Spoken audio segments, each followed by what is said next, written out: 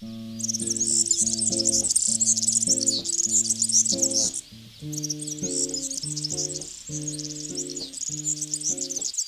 gafarró és un ocell que li agraden els espais oberts. És un ocell que no vol bosc, no vol un espai forestal tancat. Vol obertura, vol fruiters, vol camps que hi hagi cereal. És un ocell que quan canta fa un cant crepitat, un cant com que es trepitja a si mateix. De fet, els andalusos diuen que aquest ocell canta com els ous ferrats, no? Diuen, el pájaro de los huevos fritos, li diuen, no?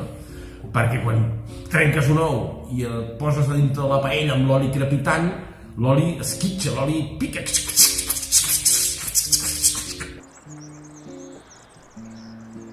De fet, el gafarró té uns tons grocs, no?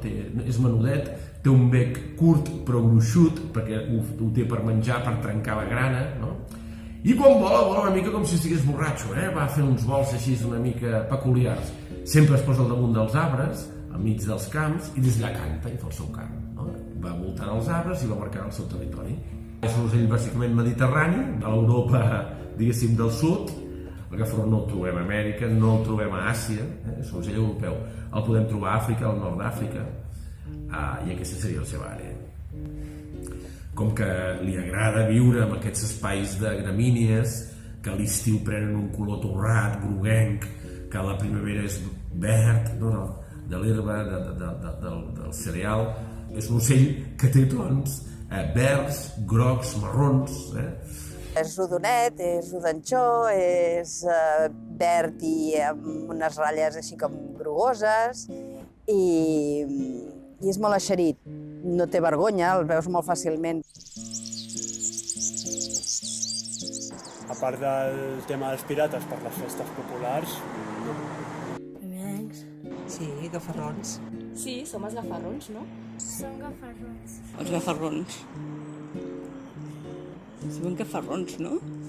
Gafarrons. Aquests tres? Sí.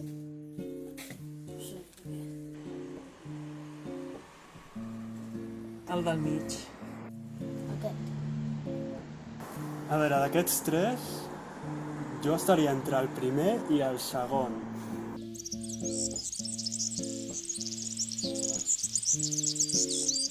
L'origen dels gafarrons, hem de dir que n'hi ha diversos d'orígens, no? Hi ha diverses històries que expliquen-la. Una de les més conegudes és la que va publicar el Joan Amades en el seu moment i explicava que al segle XIX els ocellaires de Barcelona venien a caçar gafarrons, a premiar, i aleshores els venien a les Rambles. El crit de compreu gafarrons que són de premiar, gafarrons de premiar.